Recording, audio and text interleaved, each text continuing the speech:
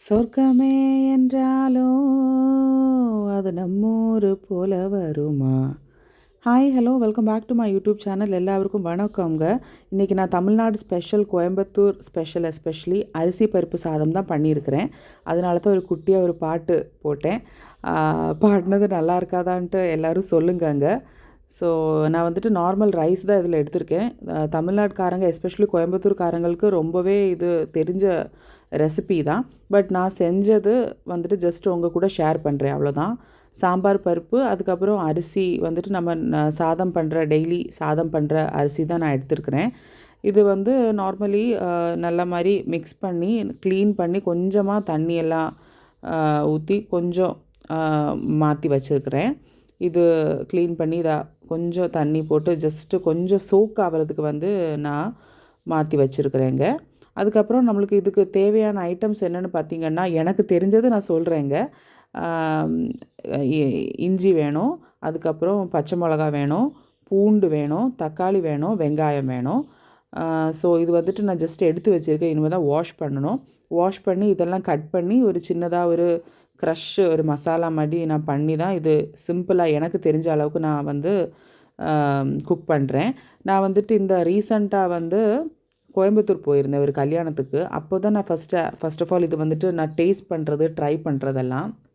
அங்கே வந்து ரொம்ப நல்லா இருந்துச்சு. அவங்க வந்துட்டு எனக்கு நெய் கூட தான் இது கொடுத்துருந்தாங்க. ரொம்ப நல்லா இருந்துச்சு. நான் குக்கரில் தாங்க இது பண்ணுறேன். சோக் பண்ணுறதுக்கு வச்சாச்சு. கொஞ்சம் கொஞ்சமாக கட்டிங் எல்லாம் ஸ்டார்ட் பண்ணிட்டேன். என்னோடய கட்டிங் போர்டில் தக்காளி, இஞ்சி, அதுக்கப்புறம் வெங்காயம், சின்ன வெங்காயம் என் கையில் இல்லை, அதுவும் போட்டால் ரொம்ப டேஸ்ட்டாக இருக்கும். பச்சை மிளகா, இது வந்துட்டு ஒரு க்ரஷ், லைக் என்ன சொல்கிறது, சின்னதாக ஒரு மசாலா மாதிரி க்ரஷ் பண்ணி போடலாம். அதுக்கு கூட நம்ம எப்போவும் கொத்தமல்லி எல்லாத்துலேயும் நம்ம போடுவோம், அது போட்டுடலாம். ஸ்டார்ட் பண்ணிட்டேங்க. குக்கர் வச்சுட்டு கொஞ்சம் கொஞ்சம் ஸ்பைசஸ் எல்லாம் போட்டுட்டேன். அதில் வந்துட்டு ரொம்பலாம் போட வேண்டாம். ரொம்ப போட்டாச்சுன்னா அது பிரியாணி ஆயிரும். நம்மளுக்கு வேண்டது என்ன, பிரியாணி இல்லை. நம்மளுக்கு வேண்டது இதுதான், அரிசி பருப்பு சாதம், எஸ்பெஷலி கோயம்புத்தூர் ஸ்பெஷல் அரிசி பருப்பு சாதம். ஸோ கொஞ்சம் கொஞ்சமாக கட் பண்ணதெல்லாம் நான் போட்டு குக் பண்ண ஆரம்பிச்சிட்டேன். தக்காளி, பூண்டு நான் இதில் போடலைங்க, இஞ்சி தான் போட்டிருக்கேன். பச்சை மிளகா, கொஞ்சம் ஸ்பைசஸ் எல்லாம் போட்டு கொஞ்சம் கொஞ்சம் தான் போடணும், ரொம்ப போடாதீங்க. அண்ட் அதுக்கப்புறம் இந்த க்ரஷ் பண்ணிடலாம். நமக்கு கொஞ்சம் பூண்டு எடுத்துக்கிடலாம். அதுக்கப்புறம் பச்சை மிளகா, கறிவேப்பிலை வந்துட்டு கொஞ்சம் ரோஸ்ட் பண்ணி போட்டிருக்கேன். கருவேப்பிலையும் அதுக்கப்புறம் ஜீரகம் வந்துட்டு கொஞ்சம் ரோஸ்ட் பண்ணி தான் போட்டிருக்கேன். இதில் வந்துட்டு கொஞ்சம் சீக்கிரமாக வதங்கி வர்றதுக்கு நான் கொஞ்சம் சால்ட் ஆட் பண்ணுறேன். அது ரொம்ப எல்லாருக்கும் தெரிஞ்ச விஷயந்தான். எனக்கு வந்துட்டு அவ்வளோ பேஷன்ஸ் இல்லை. ஸோ அதனால் கொஞ்சம் சீக்கிரமாக சமையல் முடிச்சுட்டு போய் ரெஸ்ட் எடுக்கலான்ட்டு தான் நான் எப்போவுமே இருப்பேன். இது வந்துட்டு க்ரஷ் பண்ணி வச்சாச்சுங்க.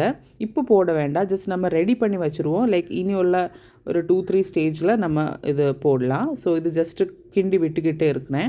ஏன்னா அடி பிடிக்காமல் இருக்கிறதுக்கு தான் ஜஸ்ட்டு கொஞ்சம் கொஞ்சம் நம்ம மிக்ஸ் பண்ணிக்கிட்டே இருக்கணும். ஒரு கோல்டன் ப்ரௌன் அந்த ஒரு ஸ்டேஜ் வரும்போது நம்ம நெக்ஸ்ட் ப்ரொசீஜர் ஸ்டார்ட் பண்ணலாம். அது வரை நம்மளுக்கு இதுதான் வேலைங்க. ஜஸ்ட்டு நல்லா மிக்ஸ் பண்ணிக்கோங்க. கொஞ்சம் கொத்தமல்லி வந்துட்டு நான் எடுத்து மாற்றி வச்சுருந்தேன் லாஸ்ட்டு கார்னிஷ் பண்ணுறதுக்கு வேண்டிட்டு. இதுதான் இடையில நான் சொன்ன மாதிரி ஜஸ்ட்டு கொஞ்சம் மிக்ஸ் பண்ணிக்கிட்டே இருங்க. அதுக்கப்புறம் நான் இந்த தண்ணி வந்துட்டு நம்ம தண்ணி போட்டு சோக் பண்ணி வச்சுருந்தோம் இல்லையா, அது வந்துட்டு தண்ணி வந்துட்டு ஃபுல்லாகவே ட்ரெயின் பண்ணிடலாம். ட்ரெயின் பண்ணிவிட்டு அது ஜஸ்ட் அப்படியே அந்த ஒரு வாட்டர்லே வந்துட்டு சோக் ஆகிருக்கட்டும். நான் ட்ரெயின் பண்ணி இதை மாற்றி வச்சுட்டேன், அரிசியும் பருப்பும். அதுக்கப்புறம் மசாலாவும் ரெடி பண்ணி, மசாலானா இது ஜஸ்ட் ஒரு க்ரஷ் தான், ஜஸ்ட்டு ரெடி பண்ணி வச்சுட்டேன். கொத்தமல்லி கீரை லாஸ்ட்டு நம்மளுக்கு போடுறதுக்கு. இது வந்துட்டு கொஞ்சம் ஒரு கோல்டனிஷ் ப்ரௌன் ஆயிடுச்சு. அதுக்கப்புறம் தண்ணி ஆட் பண்ணியாச்சு. நம்ம ஒரு கப்புக்கு எவ்வளோ எடுக்கிறோமோ அந்த கணக்குக்கு நீங்கள் தண்ணி ஆட் பண்ணிக்கிடலாம். நான் வந்து இங்கே 1.5 கப்பு அரிசி எடுத்திருந்தேன், 1 கப்பு பருப்பு எடுத்திருந்தேன். இது வந்துட்டு கொஞ்சம் கூட மாதிரி இருக்கும், ஏன்னா எனக்கு போடுற பருப்பு எனக்கு ரொம்ப பிடிக்கும், அதனால் போட்டேன்.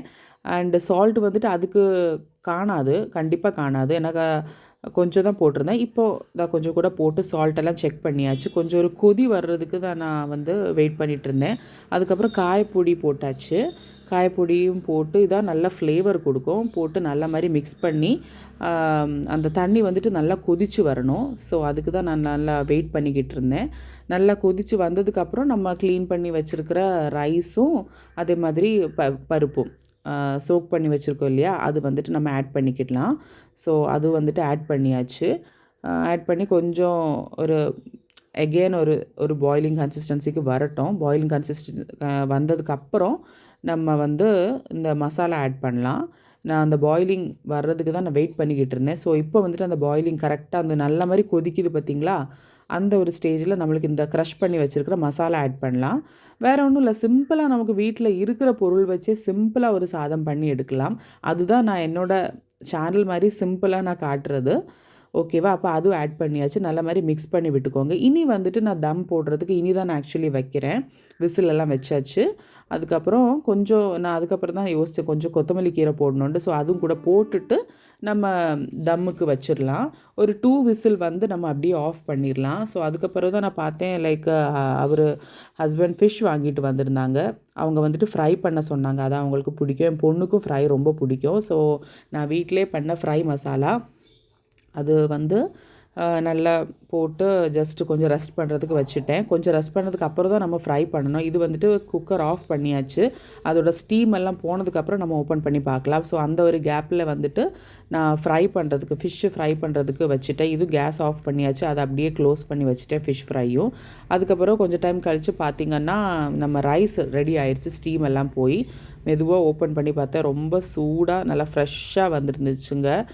அடி பிடிக்கலாம் இல்லை, பர்ஃபெக்டாக வந்துருந்துச்சு. அரிசியெல்லாம் உடையவே இல்லை, நல்லா பர்ஃபெக்டாக வந்துருந்துச்சு. நம்ம கரெக்டாக அந்த மசாலா, உப்பு, தண்ணி எல்லாம் கரெக்டாக இருந்ததுனால பர்ஃபெக்டாக வந்துருந்துச்சு அரிசி பருப்பு சாதம். ஸோ நல்லா சாஃப்டாக இருந்துச்சு. அந்த பருப்பு போடுறதுனால ரொம்ப சாஃப்டாக இருந்துச்சு. எனக்கு ரொம்ப பிடிக்கும். ஸோ அது அப்படியே இருக்கட்டும்னு நினச்சேன். லைக் அவங்க வரும்போதுல ஹஸ்பண்ட் வரும்போது நல்லா சூடாகவே ஃப்ரெஷ்ஷாக கொடுக்கலான்ட்டு அப்படியே அந்த தம் அப்படி போகாமல் வச்சுட்டு அவங்க வந்துட்டாங்க. அவங்களுக்கு ஃபஸ்ட்டு சர்வ் பண்ணியாச்சு. இதில் வந்துட்டு நெய் ஊற்றி சாப்பிடுங்க. ட்ரஸ்ட் மீ, ரொம்ப சூப்பராக இருக்கும். வேறு ஒரு சைட் டிஷ்ஷுமே வேண்டாம். ஊறுகாய், அதுக்கப்புறம் ஃபிஷ் ஃப்ரை, அப்பளம், சாலட் எல்லாம் இருந்துச்சு. அது ஒன்றுமே வேண்டாம். நான் வந்துட்டு எனக்கு இதுதான் பிடிக்கும், நெய் ஊற்றி சாப்பிட்றது. இன்றைக்கி சாட்டர்டே, அதனால தான் இவங்களுக்கு கலர் ட்ரெஸ் இல்லாததுனால அவங்களுக்கு ஆஃபீஸில் யூனிஃபார்ம். இது தாங்க எங்களோட சாட்டர்டே ஸ்டோரி. ரொம்ப குட்டியாக தான் எடுத்துருக்கிறேன். ஸோ ப்ளீஸ் என்னோட சேனலை சப்ஸ்கிரைப் பண்ணாதவங்க பண்ணுங்கள். தேங்க்யூ ஸோ மச் ஃபார் வாட்சிங்.